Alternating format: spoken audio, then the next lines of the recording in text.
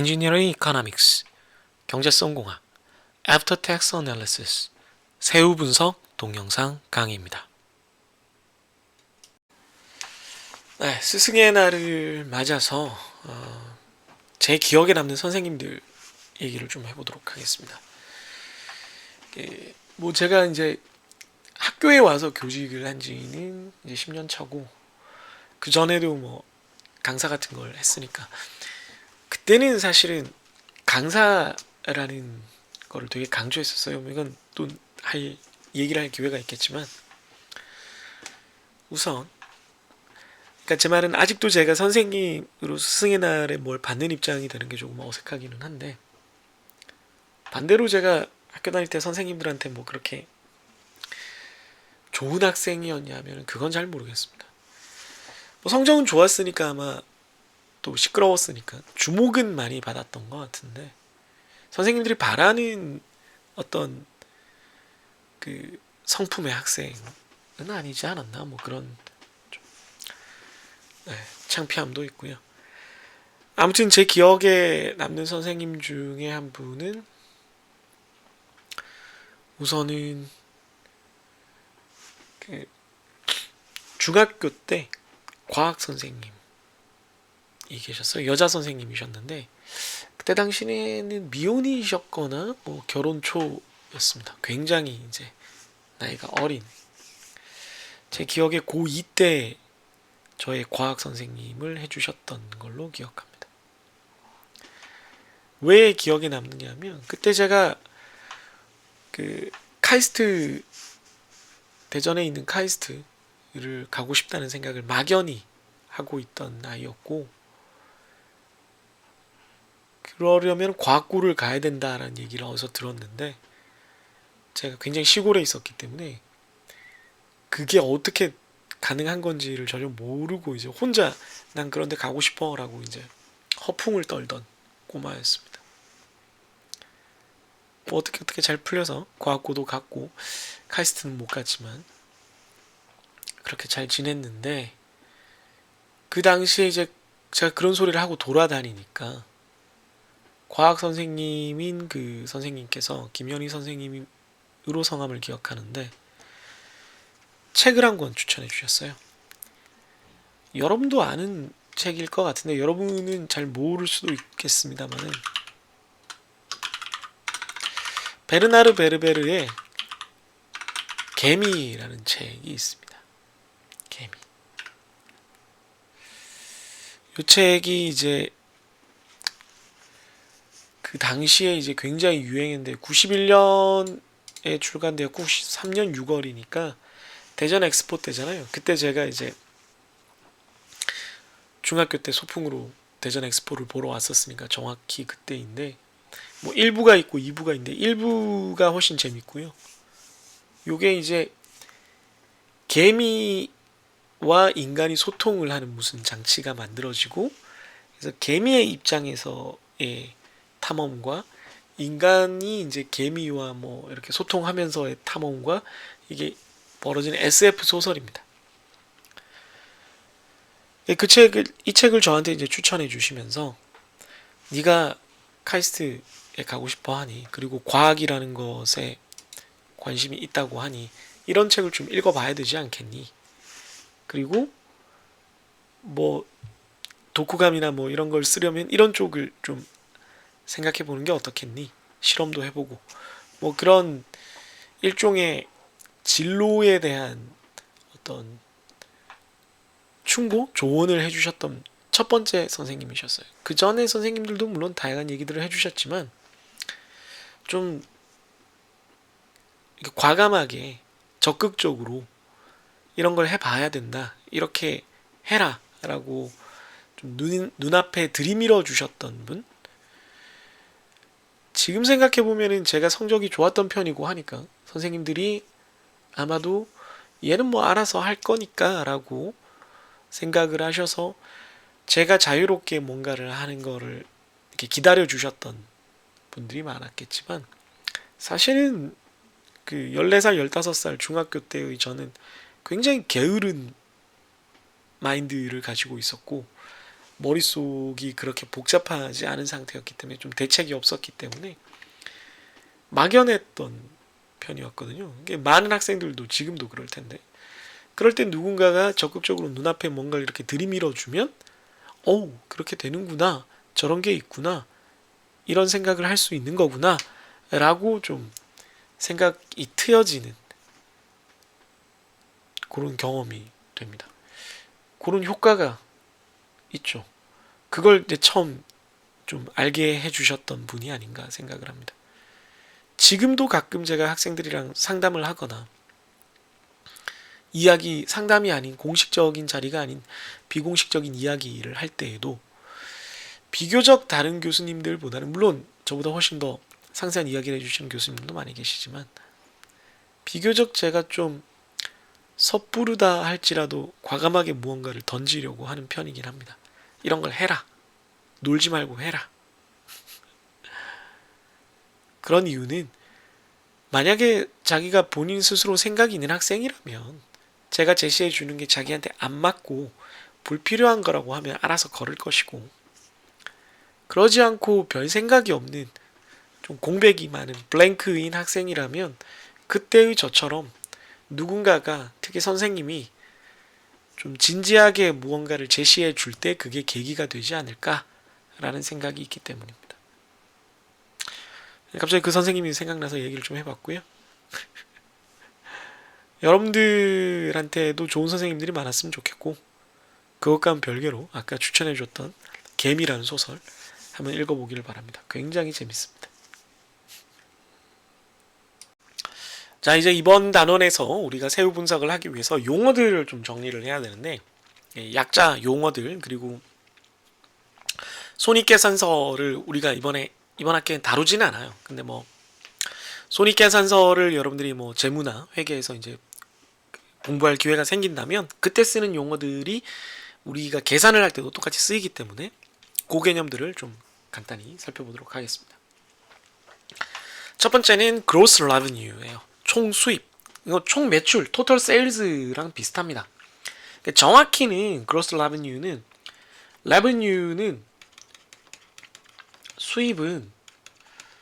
수입과는 좀 달라요. 그러니까 정확히는 이제 이익과 좀 다르다라고 할 수 있는데, 이건 이익이 남는 게 아니고 그냥 일단 들어온 겁니다. 돈이 들어온 거. 매출입니다. 매출. 해당 기간 동안 법인이 벌어들인 액수의 총합입니다. 대부분 매출인데 뭐 말고 수수료, 렌트 매출, 로열티, 자산 처분 수입 등이 다 포함된 거예요. 그러니까 일단 입금된 거의 총액이라고 보면 돼요. 그 다음에 이제 COGS라고 불리는 COGS, CGS, Cost of Goods Sold라고 불리는 매출 원가가 있습니다. 제품 제조나 서비스 제공에 직접적으로 들어간 비용입니다. 직접 들어간 비용. 직접 노무비, 직접 재료비, 부품 구매 비용, 포장 비용, 생산 관련 간접비. 그러니까 우리가 물건을 만들어서 팔았으면은 재료비나 생산 원가, 서비스를 제공했으면 서비스에 들어가는 인건비나 관련된 뭐 비용들, 이 COGS가 됩니다.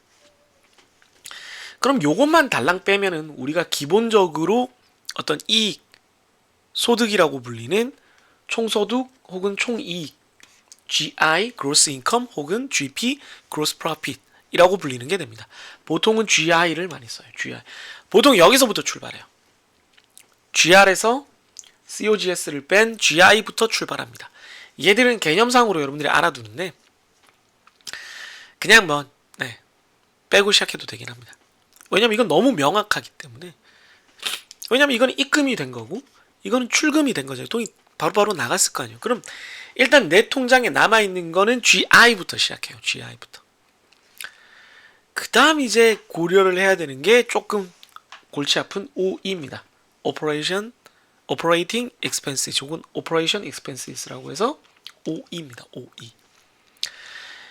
그러니까 내가 이 비즈니스를 하는 비용 중에, 이 비즈니스 전체의 비용 중에 COGS, 직접적으로 들어간 비용이 아닌 것들을 포함해요. 뭐 운영 및 유지 보수 비용이 제일 큰데 마케팅도 들어가고 밑에 보는 SG&A라고 불리는 Selling, General and Administrative Expenses라고 불리는 판관비 같은 것들도 다 포함을 합니다. 그러니까 내가 이 가게 임대비라던가 혹은 내가 이 업장을 유지하면서 기본적으로 내야 되는 뭐 이렇게 하수도 상하수도 공사 비용, 이 비즈니스만을 하지는 않으니까 다른 비즈니스도 하는데 여기를 다 유지를 하기 위해서 내가 그냥 기본적으로 들어가는 비용, 이거를 딱 요 판매 이 현재 프로젝트 우리 가게에서 빙수를 이제 여름 한정 제품으로 팔면서 이것 때문에 발생하는 비용이라고 보기는 좀 힘든데, 그러나 어쨌든 돈이 나가고는 있고, 그랬을 때는 OE라고 봐서 얘도 좀 포함을 시켜야 되겠다. 실제로 내가 돈이 나가긴 나갔잖아요. 딱 요 비즈니스 때문에, 이 투자 대안 때문에, 내가 분석하려는 대상 때문에 나간 거는 아닐 수 있으나 돈이 나갔잖아. 그럼 COGS는 아닌데 다른 걸로 간접 비용으로 우리가 OE로 처리를 하자라고 합니다. 그럼 이제 GI와 OE를 고려하기 시작하면 드디어 순영업이익 NOI가 나옵니다. Net Operating Income 혹은 EBIT이라고 많이 부릅니다. 재무에서 EBIT 혹은 EBITDA라고 부릅니다. EBIT 혹은 EBITDA라고 부르는데, 이자 및 세금 차감 전 순수익 Earnings Before Interest and Taxes, 세금이랑 이자를 아직 고려하지 않은 earning이라는 거죠. 네. 그래서 이 NOI 혹은 EBIT 요거를 우리가 이제 계산에서 많이 쓰게 되는데, 그게 GI에서 OE를 뺀 거예요.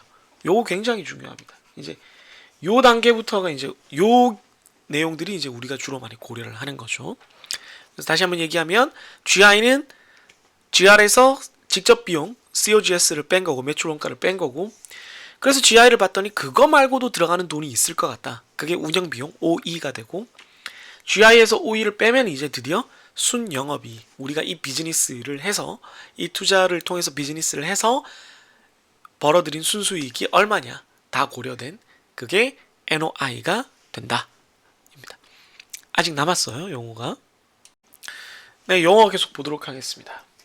지금 NOI 혹은 이제 EBIT은 워낙 많이 쓰는 용어라서 여러분들이 알면 좋으니까, 이게 GI 빼기 OE다까지 얘기했습니다.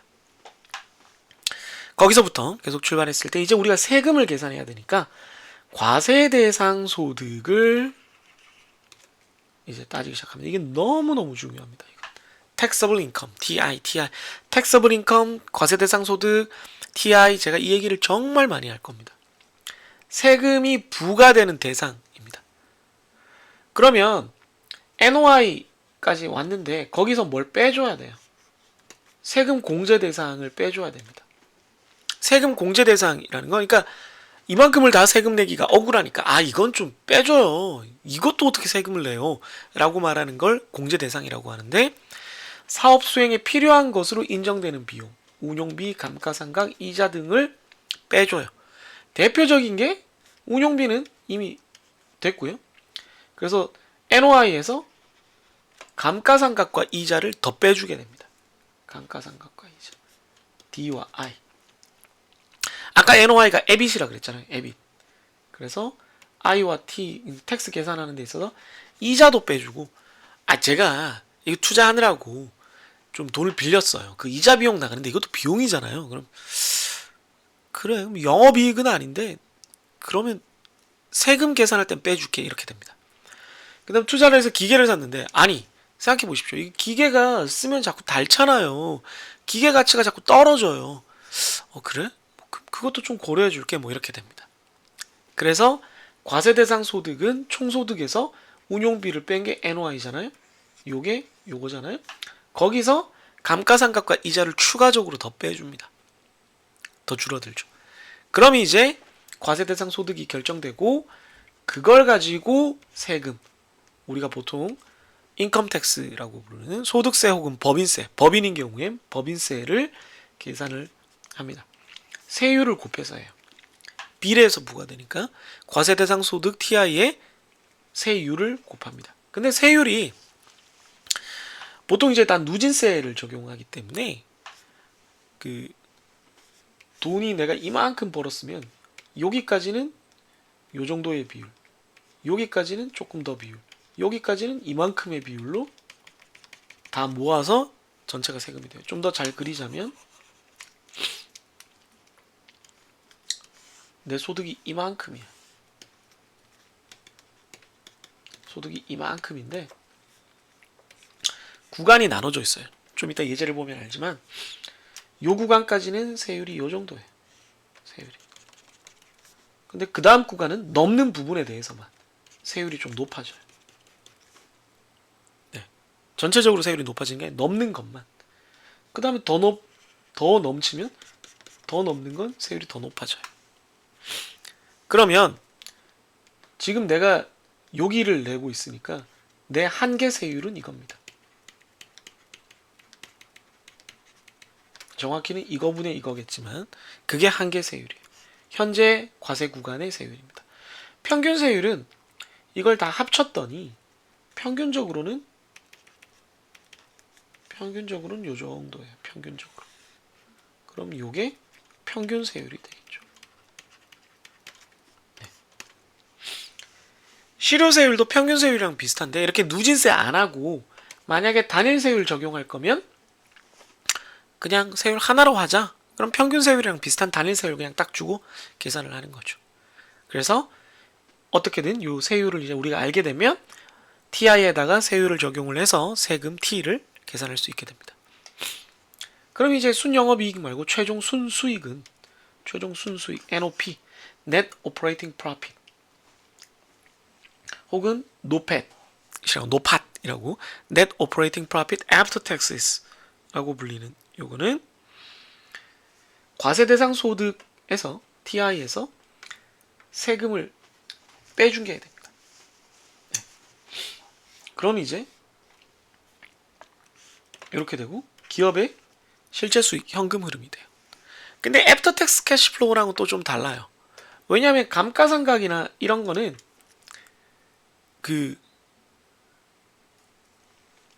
감가상각이랑 이자는 그나마 실제로 발생하는 비용이지만 감가상각은 실제로 발생하는 비용도 아니거든요. 그래서 실제 수익 현금 흐름에서 우리가 애프터 텍스 캐시플로우를 나중에 볼 텐데 여기서는 이 감가상각 다시 더해져 버립니다. 감가상각은 실제 발생하는 비용이 아니기 때문에 요건 나중에 다시 얘기하겠습니다. 그래서 우리가 알아둬야 될 건 특히 과세 대상 소득과 그걸 기반으로 법인세를 계산한다 하는 부분이 되겠습니다.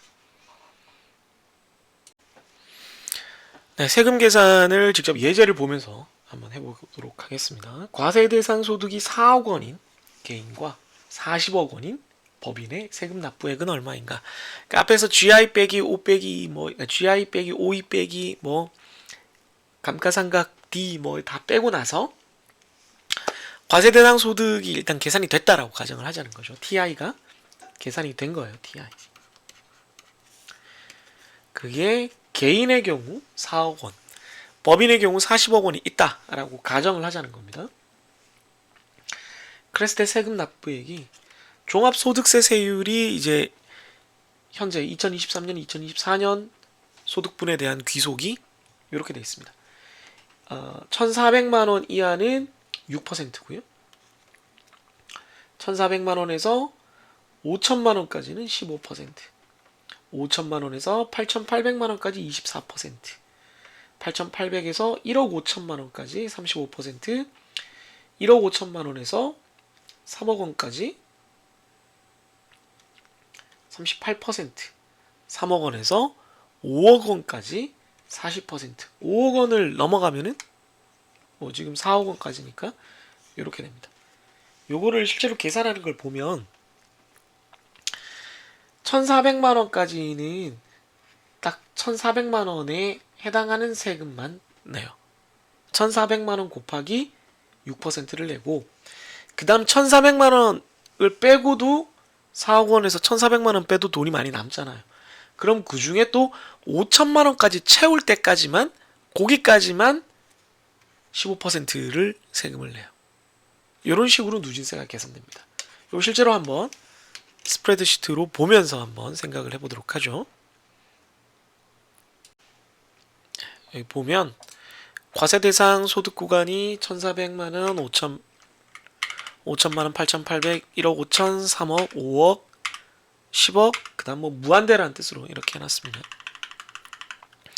그래서 여기서는 세율이 없을 거고 각각에 대해서 구간 세율이 이렇게 됩니다. 네, 거기 강의 자료에 있는 거 그대로 적은 거예요. 그래서 처음에 4억 원이 있어요. 과세 대상 소득이 4억이 있습니다. 이걸 그대로 가져왔습니다. 그 다음에 해당 구간은 요 그 전 구간과 요 값의 차이죠. 1400에서 0까지 빼면 1400만원의 구간 크기가 있어요. 근데 만약에 1400만원이 안 된다 그러면 그만큼만, 예를 들어 1000만원만 있다 그러면 1400만원 다 돈을 내는 게 아니고 1000만원만 세금을 내야 되겠죠. 그래서 미니멈으로 둘 중에 작은 값으로 처리를 해주면 1400만원 다 요 6%를 적용을 받아야 됩니다. 그리고 4억에서 요 1400 빼면은 3억 8600은 이제 다음으로 넘어가야 되겠죠. 그래서 첫 구간의 세금은 1400만원을 6% 냈습니다. 그래서 84만원이 돼요. 아직 이만큼 남았죠. 그러면 다음 구간은 5천만원에서 1400만원까지예요. 3600만원이죠. 3600만원 세금 다 낼 수 있나요? 낼 수 있어요. 지금 3억 넘게 있어요. 그럼 3600만원 전부 다 3600만원에 대해서 15% 세율을 적용을 합니다. 그럼 540만원이 되죠. 그리고 3억 8600 중에 다시 또 3600만원은 세금을 냈으니까 TI가 3억 5천으로 줄어듭니다. 다음 구간은 8800에서 5000만원 3800만원어치입니다. 되죠? 충분히 낼 수 있습니다. 그죠? 그래서 그 세금은 24%를 3800만원 세금을 낸다. 912만원을 냅니다. 그럼 또 3억 5천 중에 3800 빼고 남은 건 3억 1200이 되겠습니다. 다음 과세 구간은 1억 5천까지입니다. 8800까지 냈으니까 1억 5천에서 8800 요 초과분은 크기가 6200이 되겠죠. 6200만원 낼 수 있나요? 낼 수 있죠. 3억 1200이라 있으니까. 그러면 6200에 대해서 35%의 세금을 내야 됩니다. 그러면 2000만원 정도 세금, 2170만원의 세금이 부과가 됩니다. 다음, 아직도 2억 5천이나 남았죠. 그 다음 과세 구간은 1억 5천에서 3억까지입니다. 그럼 1억 5천만큼이죠. 최대. 1억 5천 다 내나요? 다 내죠. 지금 2억 5천이나 남았어요. 그럼 1억 5천만큼에 대해서 이번에는 38%를 세금을 냅니다. 세금이 좀 많아지죠. 그래서 5,700만원을 세금으로 냅니다. 그러면 이제 또 2억 5천 TI 남은 거에서 1억 5천은 세금을 냈으니까 얼마 남나요? 1억이 남습니다. 다음 과세 구간은 3억에서 5억까지 2억입니다. 그런데 남은 게 1억밖에 없어요. 1억만 이제 세금을 내면 되겠죠. 남은 게 1억 뿐이니까. 그러면 40%로 1억을 냅니다. 그럼 4천만 원이 되겠죠. 그럼 총 세금은 얘네들을 다 더한 게 됩니다. 그 이상은 이제 과세 대상 소득이 안 남아서 다 0이에요. 네. 세금 다 더하면 1억 3,406만 원이 되고 이걸 전체 과세 대상 소득으로 나눠주면 평균 33.52%가 나와요. 얘가 뭐겠습니까? 평균 세율이 되겠습니다. 이렇게 누진세율로 계산을 하는 방법을 보여드렸습니다. 이해 잘 되시죠?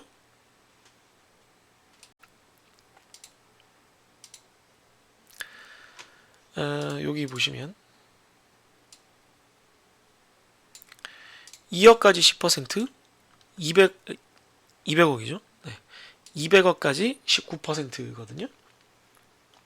그래서 지금 40억이 있는데 요 2억까지니까 해당 구간이 딱 2억 다 채우죠. 2억으로 10% 2천만 원이 됩니다. 곱하면 2천만 원이죠. 그 다음 남은 게 얼마입니까? 40억에서 2억은 세금 냈으니까 38억이죠. 38억에 대해서 19%를 내야 돼요. 그래서 19% 38억. 네. 7억 2,200만 원이 됩니다. 그래서 세금의 합은 7억 4,200만 원이 되고 평균 세율은 18.55%가 됩니다. 법인세가 낮죠. 그래서 이제 개인 연예인들이 자꾸 법인 등록해가지고 개인 소득이 아니라 법인 소득으로 잡아서 법인세 내고 이렇게 쓰는 건데 최근에 이제 그게 좀 편법이다 그래서 얻어맞고 있습니다. 아무튼 세금은 사실 복잡해요. 뭐 이 제일 단순한 형태를 보는 거고 예외 조항이 많아서 좀 복잡합니다. 그러나 어쨌든 우리가 가장 간단한 형태로 기본적인 법인세와 개인소득세의 누진세를 반영한 계산을 한번 해볼 수가 있습니다. 네, 이제 세후 현금 흐름, 그러니까 세후 분석을 위해서는 세후의 현금 흐름을 별도로 계산을 해야 되기 때문에 그거에 대한 개념과 용어들을 좀 살펴보도록 하겠습니다. 우선 지금까지 우리가 했던 건 다 세전 현금 흐름이에요. 그러니까 before tax cash flow 혹은 cash flow before tax 뭐 순서만 바꾼 건데 뭐 CFBT라고도 쓰고 BTCF라고도 씁니다. 세금이 없는 경우의 현금 흐름이에요. 그래서 영업 및 기타 수입, 영업 수익이나 기타 수입, 처분, 뭐 기계 있는 거 팔거나 뭐 이런 것들을 다 해서 모든 그 수익에서 모든 비용을 제한값이에요. 단 감가상각은 고려하지 않습니다. 그래서 총소득 GI에서 OE 빼면 이제 이게 우리가 앞에서 봤던 NOI, ABC죠. 거기서 이제 초기 투자 비용이랑 잔존 가치 같은 것들을 빼주거나 더합니다. 처음에 이제 이 투자 대안, 우리가 투자 대안을 분석하는 입장에서는 시계열로 단기가 아니라 시계열로 봤을 때는 초기에는 그냥 순수 투자만 생길 수가 있잖아요. 예, 그런 초기 투자. 그리고 만기에는 건물이든 기계든 다시 다 팔아치울 거 아닙니까? 당근으로. 그 잔존 가치 이거를 반영을 해줘야 된다. 그래서 그냥 우리가 아는 캐시플로우예요. 우리가 아는 캐시플로우. 뭐 제가 지금까지 문제 냈던 것들에 보면은 처음에 기계 구입하는데 돈이 얼마가 들고 몇 년 후에 다시 팔면 얼마를 받는다. 뭐 이런 거 했었잖아요. 그게 들어간다라고 보시면 됩니다. 간단하죠? 그런데 이제 우리가 세후 현금 흐름을 고려해야 된다라는 거죠. 제대로 분석을 하려면. 그랬을 때는 얘는 After Tax Cash Flow, ATCF 혹은 CFAT 뭐 이것도 앞뒤가 바뀐 건데 뭐 이렇게 하나 뭐 이렇게 하나 뭐 상관없죠. 세금을 고려한 현금 흐름이고 세전 현금 흐름에서 세금, 소득세나 법인세 요거를 제한값 요게 이제 텍스가 되겠죠. 제한값이 되겠습니다. 그래서 요 세금, 그러니까 BTCF에서 세금을 빼는 건데 세금을 보면 TI 곱하기 T잖아요. 이걸 좀 더 자세히 쓰면 TI가 GI, OE 이게 우리가 아는 NOI였고 거기서 감가상각이랑 이자를 빼준 거라 그랬습니다. 공제되는 걸 빼주는 거거든요. 세금 공제되는 걸 빼주면은 여기가 TI가 되는 거죠. TI. 거기다가 세율을 곱하면 세금이 됩니다. 그러니까 우리가 아는 제일 간단하게는 우리가 아는 BTCF에서 세금을 빼준 거다. 세금은 어떻게 구하지? 과세대상 소득에서 세율을 곱해준다. 과세대상 소득은 뭐야? 우리가 아는 영업이익에다가 세금 공제되는 부분을 빼주는 거다. 이거죠. 그럼 세금 공제되는 게 두 가지가 있어요. 세금 공제되는 게 좀 종류가 달라서 그 개념을 알려줘야 되는데 그게 소득공제와 세액공제가 있습니다. 소득공제는 텍스 디덕션이라고 불리고 TI를 줄여주는 거예요. 과세대상 소득을 줄여주는 거예요. 그러니까 세금 자체를 줄여주는 게 아니고 세금이 계산되기 전에 TI를 먼저 계산하잖아요. 그거를 줄여주는 겁니다. 의료비, 교육비, 전통시장 뭐 우리가 전통시장에서 돈 쓰면 소득공제 된다고 어머니들이 말씀하시잖아요. 여러분들 보면 그 다음에 개인연금저축, 보험, 기부금 등등이 전부 소득공제에 해당합니다. 여기서 우리가 이번 단원에서 다룰 거는 얘들은 그냥 자동으로 계산이 되는 건데 감가상각이 좀 어려워서 뒤에서 조금 따로 다룬다. 요거는 나중에 보자. 별표 이렇게 체크를 해놓으면 되겠습니다. 이 감가상각은 기업의 투자에 따라서 내가 사용하는 장비가 눈으로 보이진 않는데 가치가 점점 줄어들고 있다. 이거를 우리가 비용으로 좀 봐줬으면 좋겠다라는 개념입니다. 그런 것들이 다 소득공제이고요. 우리가 보통 연말정산에서 소득공제 받는다 할 때 소득공제가 이겁니다. 그게 아니고 드물게 세액공제 혹은 세금 감면이라고 불리는 텍스 크레딧이 있는데요. 텍스 크레딧은 특별기부금, 정치기부금 같은 경우 10만 원까지는 그냥 세액공제라 그래서 전액공제가 됩니다. 뭐 지역 후원금 이런 것도 10만 원까지 그냥 전액공제라서 그냥 나한테 다시 돌려주는 그런 경우가 있고, 자녀세액공제, 그러니까 자식을 낳아서 키우면은 뭐 한 명당 몇십만 원은 그냥 세금을 줄여줄게. 애 키우는데 힘드니까 뭐 몇십만 원 줄여준다고 뭐 애를 키울 수 있는 건 아니지만 나라에서 해줄게 이거밖에 없다 뭐 이런 식이죠. 뭐 그런 식으로, 아니면은 뭐 좀 도움을 받아야 되는 뭐 장애인이거나 국가유공자거나 이런 경우에는 세액 자체를 감면해 주는 경우가 있습니다. 그걸 세액 공제라고 불러요. 그럼 얘는 효과가 크죠? 효과가 큽니다. 그래서 그만큼 드물게 일어납니다. 얘는 좀 흔하게 일어나는 거죠. 그래서 우리가 앞으로 이제 세후연금 흐름을 가지고 분석을 하는 걸 해볼 텐데, 세후연금 흐름을 분석하려면은 여기서 세금이 공제되는 부분이 과세 대상 소득에 포함이 돼야 되고, 그때 그 세금이 공제되는 걸 두 가지로 봤을 때는 소득공제와 세액공제가 있다. 이렇게 이해를 하면 되겠습니다.